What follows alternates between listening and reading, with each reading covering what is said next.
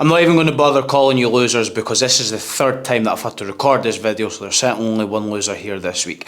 But I'm just going to elaborate on the reel that I posted during the week where I showed you my session structure I've been following to help me with BJJ, and I'm going to take you through an actual session that I've been doing to help with my BJJ performance. I'm going to show you all the exercises and explain how they're beneficial to BJJ. It's not going to be a big deep dive into the sets and reps of it all because that's very much going to depend on what phase of training you're in. Like for example, right now I'm in a max strength phase where I'm trying to get as much weight on the bar as I can, so the reps and the volume is pretty low. But at the end of the video I'm going to give you a little bonus tip that I didn't show on Instagram, and it's just basically something that's going to help you win more matches, or if you're a hobbyist, just help your performance in the gym. Hopefully you can take some inspiration for this for your own sessions, but remember, as always, structure is king, and as long as you've got that proper structure in place, the actual specifics of the exercises can be swapped in and out. And the reason that I know this structure works is because so far in the 24 or 25 matches I've had, I'm undefeated. So I'm obviously doing something right.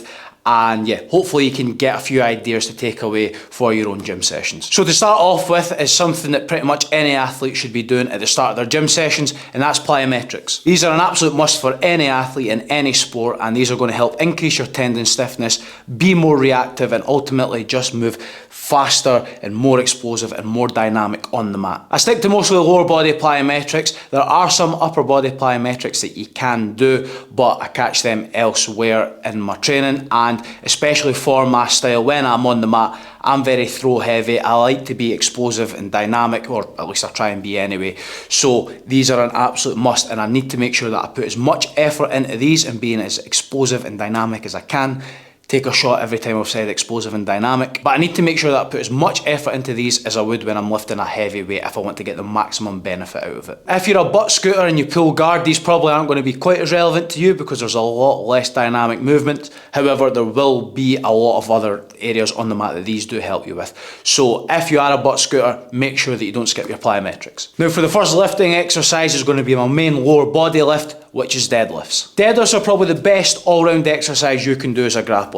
You're going to be using a heavy weight. It's a full body exercise, including targeting a lot of the main muscles that you're using a lot on the mat. It challenges your posture, challenges your grip strength, as long as you're not using straps, which if you're a grappler, I don't know why you would be. And you're also getting a bit isometric strength when you're holding the bar at the top. You know my feelings on deadlifts by now, no matter what you're training for. They're an absolute must do. Make sure you do some form of deadlifts in your gym program. And to the you eagle-eyed viewers, you might notice that I've got my hands reversed from what they normally are, and I've got my left hand over and my right hand under, and that's because my elbow is still a little bit knackered and I can't hold the bar in a supinated grip, but working around it and all that and still getting a big beneficial workout with my deadlifts. Moving on to my main upper body pushing exercise for the session, which is bench press. Now, although I'm not a massive lover of barbell bench press as a sport specific movement, it still does have its place in a program, and especially a program like this where I'm targeting max strength, because this is going to be the upper body pushing exercise that you can use the heaviest weight with, more than if you were using dumbbells, more than if you were doing something like an overhead press. You're going to be hitting all three of your upper body pushing muscles,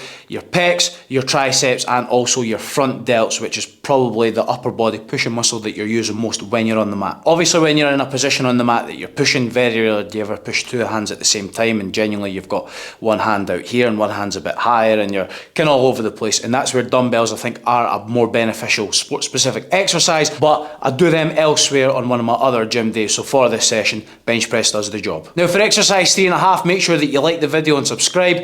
Helps me out massively, it costs you nothing, and even if you think I'm a bit of a prick, it's not really helping me financially. So there's not any real reason why you wouldn't do it, so make sure you subscribe before you go and watch the rest of the video. Moving on to my main pulling exercise, and obviously deadlift's a pulling exercise, but when I'm talking about pulling here, I'm talking about like a rowing movement and a rowing variation, and for that I'm using a single arm dumbbell row. Now a lot of coaches won't normally use these as a main exercise, but I actually do in all my programs because I just quite like them. In the context of doing these to help BJJ, obviously when you're on the mat, you're not always just pulling like with two arms at the same time, and you'll be in a lot of positions where you are just pulling on one arm, and this is the exercise to train that. You're going to be able to use a relatively heavy weight, maybe not as much as if you were doing an exercise with two arms, like a bilateral pulling exercise, but I do those on another day. And as another added bonus and extra bang for your buck, you're going to be training your grip as well. So I think these are very suitable to be a a main pulling exercise in one of your sessions. Now that I've done my 3 main exercises, I'm now moving into the real sport specific stuff, and I'm starting off with some rotational work in the form of power-off twists. As you'll know, when you're rolling on the mat, you don't always move in straight lines, and a lot of time you move through the rotational plane, and it's obviously really important to train that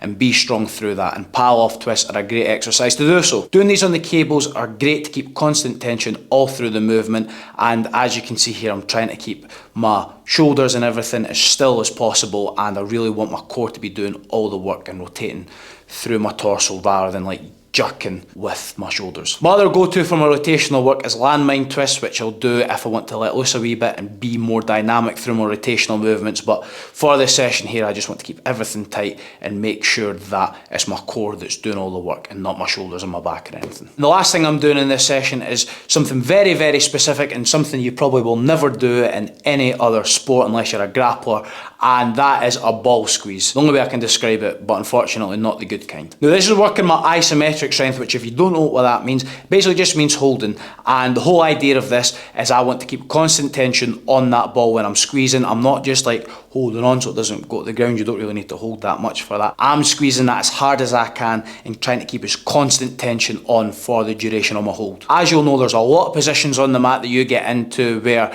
you are just holding, whether it be holding somebody down, holding on a limb, and that's why it's really important that you get strong and actually train that movement or not movement. The reason I've got the ball under my arm here is because a lot of my techniques involve me clamping the arm, so if I can practice keeping that constant tension on so nobody can wriggle their arm out, that's obviously going to be ideal.